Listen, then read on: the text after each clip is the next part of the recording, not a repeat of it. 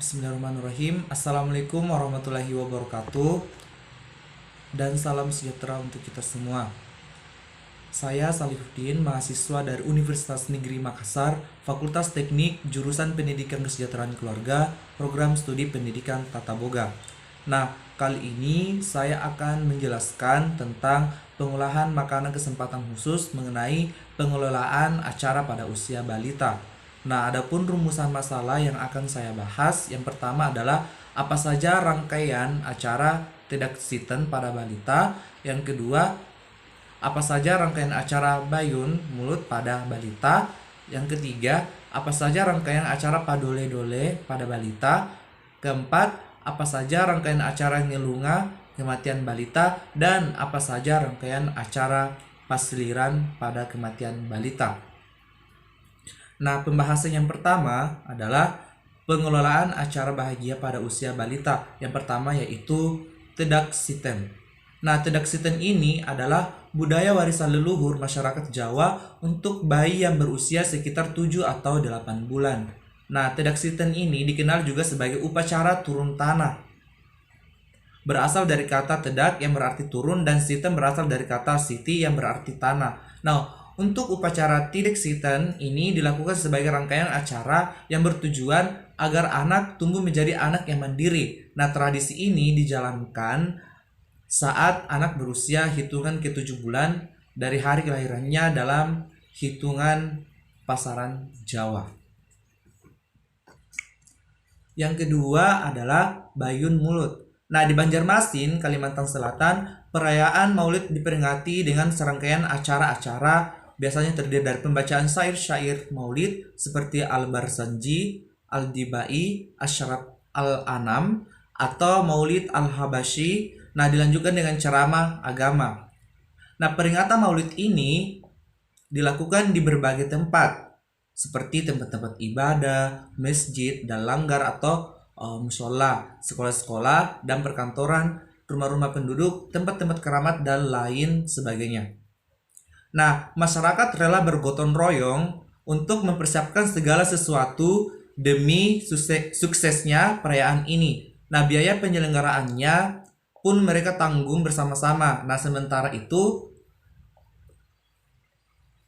sebagian masyarakat Banjar, khususnya keturunan kerajaan, ada pula yang memperingati hari kelahiran Nabi Muhammad SAW ini dengan menggelar suatu tradisi unik yang mereka sebut dengan istilah Mayun Anak. Nah, karena tradisi Mayun Anak ini digelar seiring dengan peringatan hari kelahiran Nabi, yaitu pada bulan Maulid. Nah, maka upacara ini dalam bahasa Banjar dinamakan dengan istilah Bayun Mulut.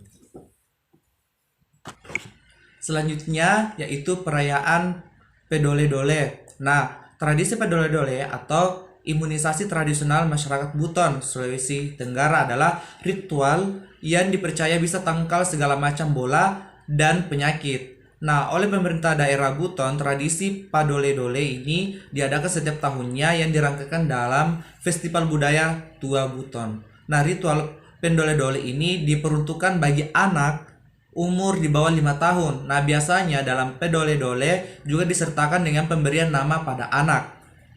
Ritual ini sudah turun-temurun selama ratusan tahun.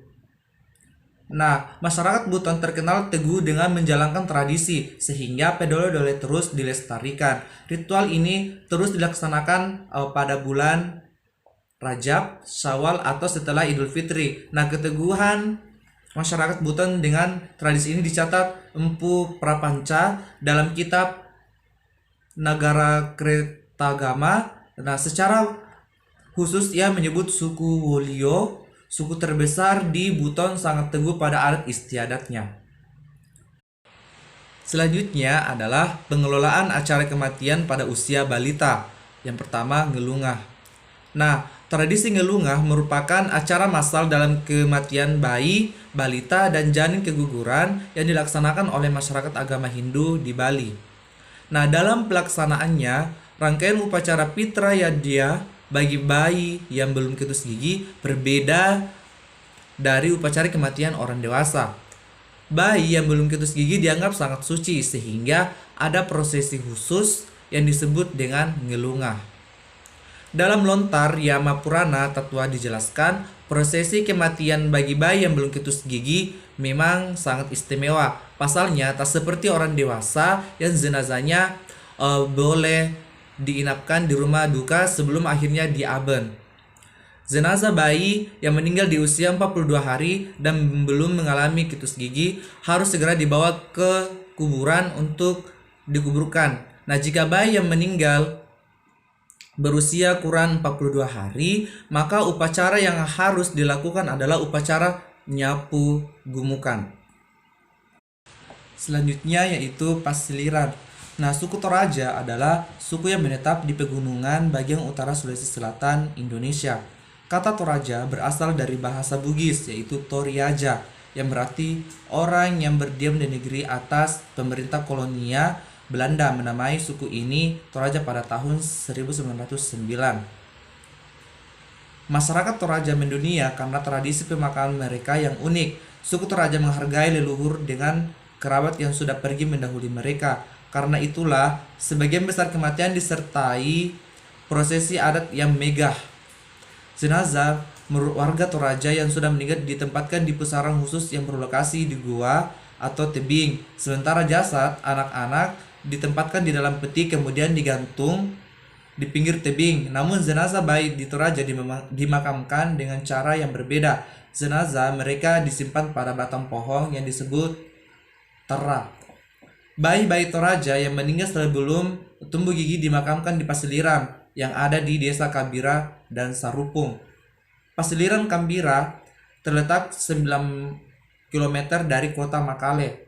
Sementara Karapung letaknya sekitar 300 meter dari Kambira. Pasiliran bayi di Kambira dan Sarapung berupa satu pohon besar dan tinggi disebut tera. Pohon ini memiliki diameter sekitar 8 sampai 120 cm. Selanjutnya yaitu menu makanan pada usia balita.